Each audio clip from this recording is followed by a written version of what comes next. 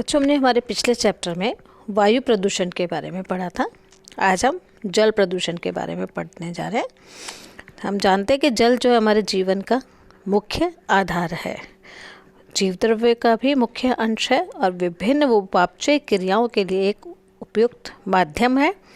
और वनस्पतियों में या पेड़ पौधों में भी उतना ही ज़रूरी है, क्योंकि पोषक तत्वों का जो अवशोषण होता है वो जल के द्वारा ही होता है। तो सामान्यतः हम कहें कि समुद्र के जल को छोड़कर कुल जल का जो 3/4 भाग है वो कृषि और दूसरे उद्योगों में, पीने या घरेलू ज़रूरतों में काम आता है हमारा। लेकिन जैसे जैसे विश्व की जनसंख्या बढ़ती जा रही है, लगातार विकास होता जा रहा है, औद्योगिकरण होता जा रहा है, इस वजह से जल की मांग जो है दिन प्रतिदिन बढ़ती जा रही है और उतनी ही अधिक वृद्धि जो है जल प्रदूषण में हो रही है। तो पृथ्वी का 3/4 भाग जो जल का है उसमें 97% महानगरों में है, कुछ 1.8% बर्फ़ के रूप में, और सिर्फ जो है 0.8% ही जो है हमारे यहाँ स्वच्छ जल के रूप में हमें मिलता है। और इस जल में अगर ये जल अगर ख़राब हो जाए, किसी भी वजह से पीने योग्य ना रहे या इस्तेमाल करने योग्य ना रहे, तो हम उसे क्या कह देते हैं? प्रदूषित जल हम उसको बोल देते हैं।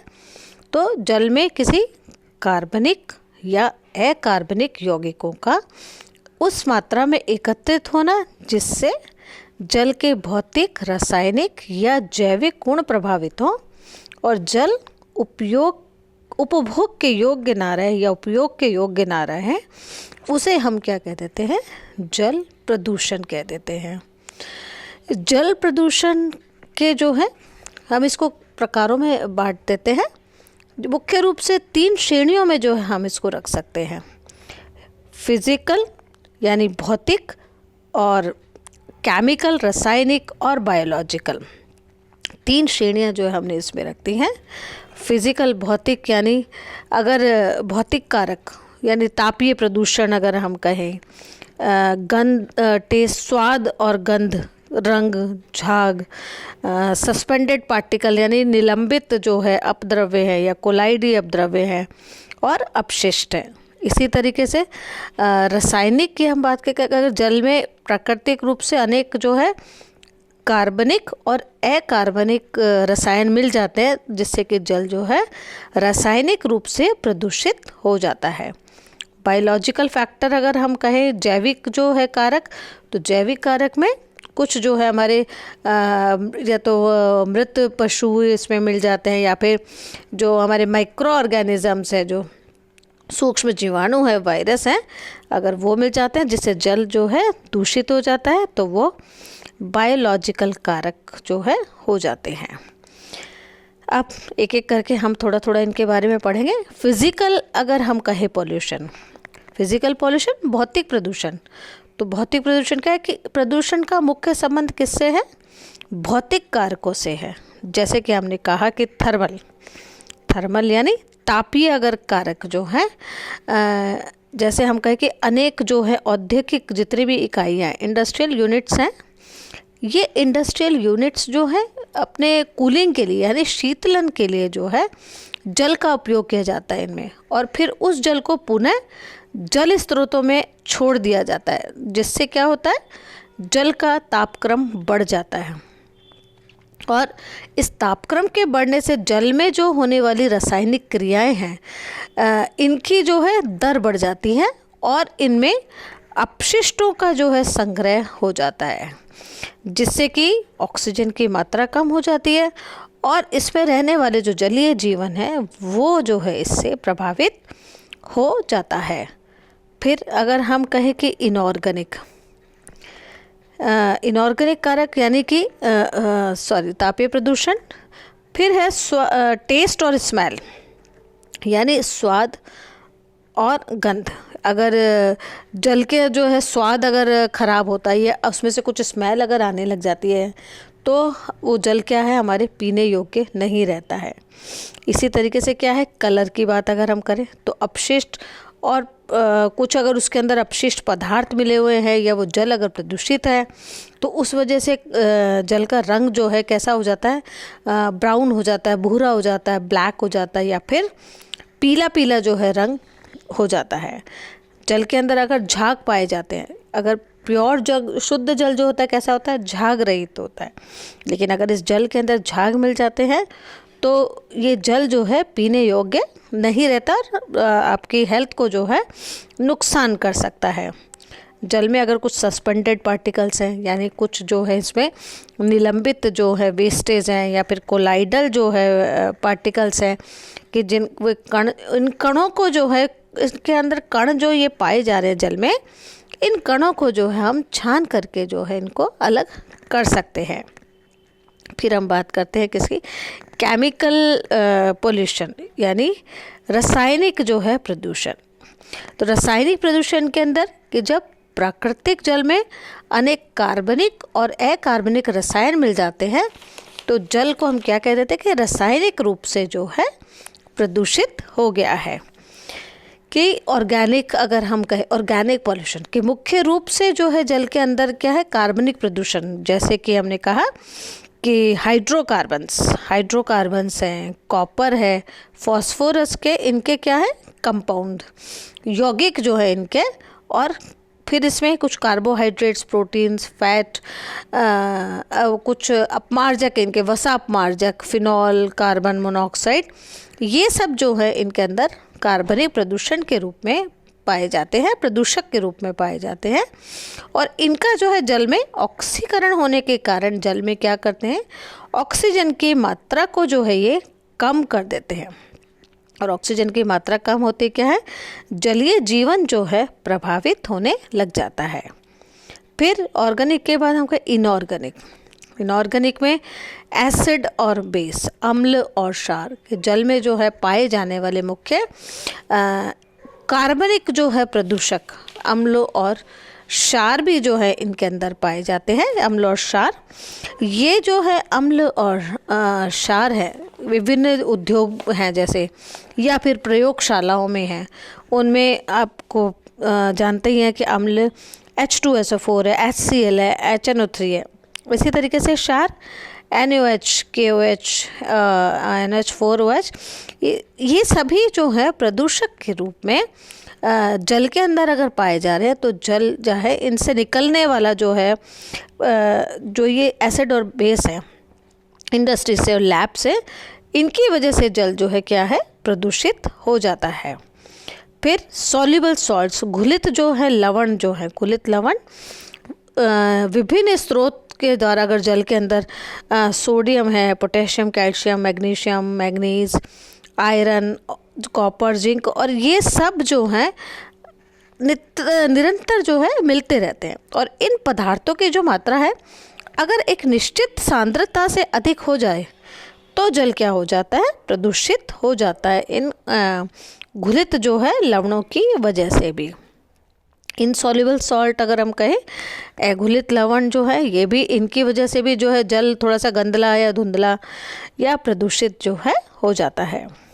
कुछ टॉक्सिक जो है इनऑर्गेनिक केमिकल्स, विषैले जो है कार्बनिक रसायन, जो कि इनसे कल कारखानों से जो है निकलने वाले जब ये रसायन है तो इनकी मात्रा भी अगर जल में अधिक हो जाती है तो ये जब जीव जंतुओं के लिए अत्यंत हानिकारक हो सकते हैं। फिर बायोलॉजिकल जो है, बायोलॉजिकल या जैविक जो है पोल्यूशन है। जैविक पोल्यूशन जल में अगर, जैसा कि हमने कहा कि विभिन्न जो हैं जीव जंतु हैं या सूक्ष्म जीवाणु हैं या वायरस हैं, इनकी जो है उपस्थिति की वजह से जल प्रदूषित हो जाता है। तो विभिन्न प्रकार के इनकी वजह से क्या है, रोगाणु उपस्थित हो जाते हैं। रोगाणु जो है इनमें पाए जाते हैं जिससे कि जंतुओं में या मनुष्यों में या पौधों में जो है वो बीमारी का कारण बनते हैं। अब अगर हम कहें सोर्स ऑफ वाटर पॉल्यूशन, जल प्रदूषण के जो स्रोत हैं, जल प्रदूषण के स्रोत, ठीक है, इनको जो है हम दो कैटेगरीज में बांट देते हैं। जल प्रदूषण के स्रोत, प्राकृतिक जल प्रदूषण और एक मानव जनित जल प्रदूषण। प्राकृतिक जल प्रदूषण और मानव जनित जल प्रदूषण। प्राकृतिक जल प्रदूषण में क्या है कि ये प्रकृति के अंदर अगर भूमिगत जल है, अगर ज़मीन के अंदर जल है, तो इसमें मुख्य रूप से जो है क्या क्या पाए जाते हैं, लोह पाया जाता है, मैग्नीज और सैनिक, फ्लोराइड, क्षार या फिर अकार्बनिक तत्वों की जो है उपस्थिति है, उनसे जो है जल कैसा हो जाता है, उनका रंग, गंध या अस्वाद, धुंधलापन, खारापन, ये सब जो है प्रदान करते हैं, ये धातु पदार्थ आदि प्रदान करते हैं। और अधिक मात्रा में होने से ये सभी तत्व जो है क्या है, मानव को क्षति पहुंचा सकते हैं। ठीक है, इनके अलावा इसमें सल्फर जो है, उपापचय जीवाणु भी होते हैं, लौह जीवाणु होते हैं, विभिन्न कृमि होते हैं, है ना, या प्राकृतिक रेडियोधर्मिता भी जो है प्राकृतिक जल प्रदूषण के कारण बन सकते हैं। फ्लोराइड जल में, आर्सेनिक जल में अगर ज़्यादा है, खनन क्षेत्र में है, तो ये सभी जो है क्या है, जल को प्रदूषण के कारण जो है जल के बन जाते हैं। फिर हम बात करें ह्यूमन सोर्स की, यानी मानव जनित की। तो मानव जनित की में तो क्या है, बहुत सारे जो है कारण हो सकते हैं, क्योंकि अधिकतर जो है आजकल क्या है, हमने अब इतनी सारी जो है हमने अपने चारों तरफ जो है ये इतनी इंडस्ट्रीज़ जो है खड़ी कर दी है, या फिर ज़्यादा करने के चक्कर में हमने बहुत सारे जो हम पेस्टिसाइड्स यूज़ कर लेते हैं, कभी कुछ भी बहा देते हैं जल के अंदर।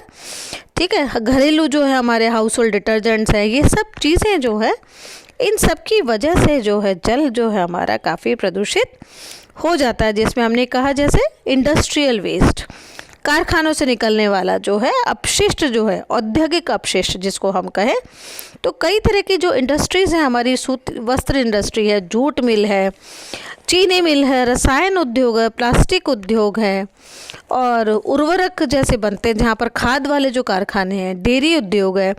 तो इन सभी से जो अपशिष्ट जो निकलता है, जो वेस्टेज जो निकलती है, वो क्या कहते हैं, कई दफ़े पानी में बहा दिया जाता है, नदियों में बहा दिया जाता है, और ये जो पानी किसके थ्रू, हमारे पीने के पानी के थ्रू जो है मिल जाता है और हम तक जो है पहुंचता है, जिससे कि जो है ये हमारे भीतर बीमारी का जो है कारण बनता है। प्रदूषित होकर के जल,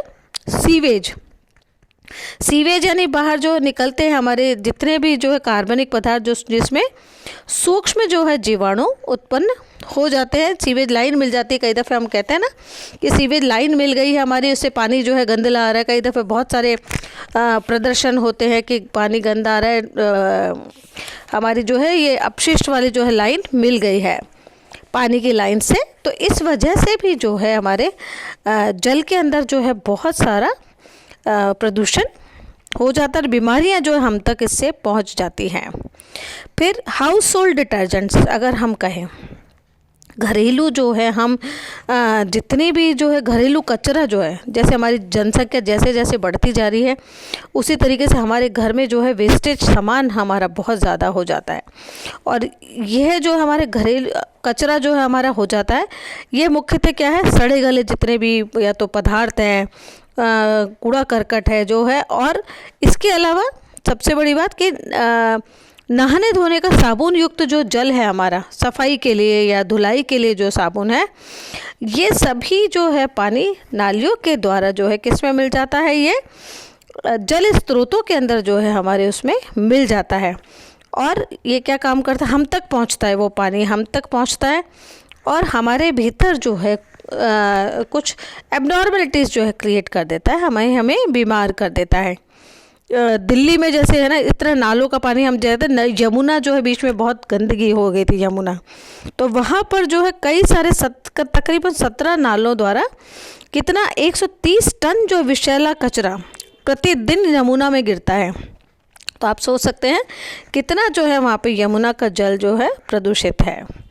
फिर एग्रीकल्चर अगर हम कहें, कृषि बहिस्राव के लिए, तो कृषि के अंदर अगर जो है यूज़ होते हैं कौन से क्या क्या कि रासायनिक हमारे जो उर्वरक यूज़ होते हैं, फिर और क्या कीटनाशी हमारे पेस्टिसाइड्स हैं, फंजीसाइड्स हैं, और डीडीटी है, बीएचसी है, फिनॉल, गंधक, ये सभी जो है जितने भी हैं ये यूज़ जो हम करते हैं कृषि के लिए, ये इनका आजकल कुछ अधिक मात्रा में जो है उपयोग किया जा रहा है।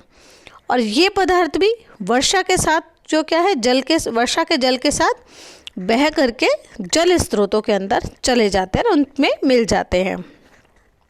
तापीय प्रदूषण जो हमने अभी बात की थी कि औद्योगिक इकाइयों द्वारा निकलने वाला जो कचरा है उसकी वजह से भी जो है पानी प्रदूषित हो जाता है।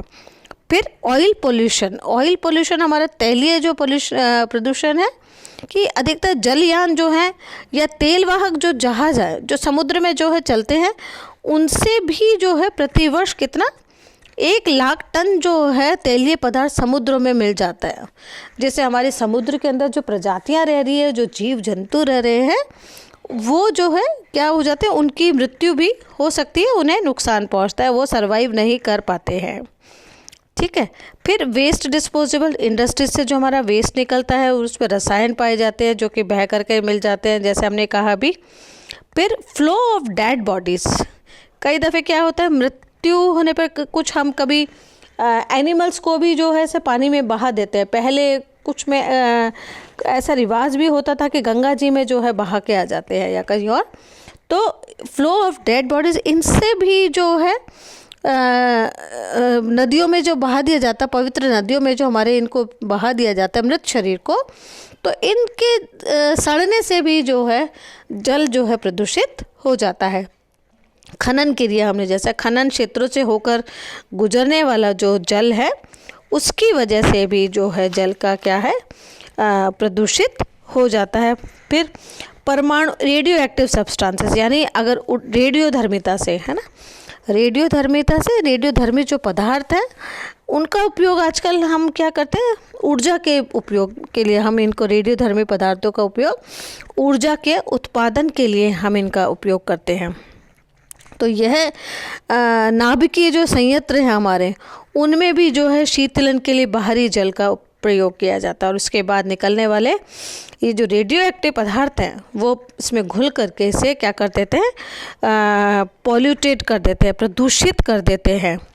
परमाणु ऊर्जा केंद्र में जैसे हम कहें कि अनेक रेडियोधर्मी अपशिष्ट पदार्थ पैदा होते हैं जिनसे समुद्र में उनको जो है डालना एक हल हो सकता है। लेकिन कई दफ़े नाभिकीय परीक्षण कर लेते हैं पानी के अंदर, तो नाभिकीय परीक्षण है, नाभिकीय पदार्थों का उत्पादन है, तो ये तीनों को ही प्रभावित करता है एक्चुअली, जल को, थल को और वायु को। इस तरीके के जो परीक्षण है वो तीनों को ही प्रभावित करते हैं। आगे के हम अगले चैप्टर में पढ़ेंगे इसके।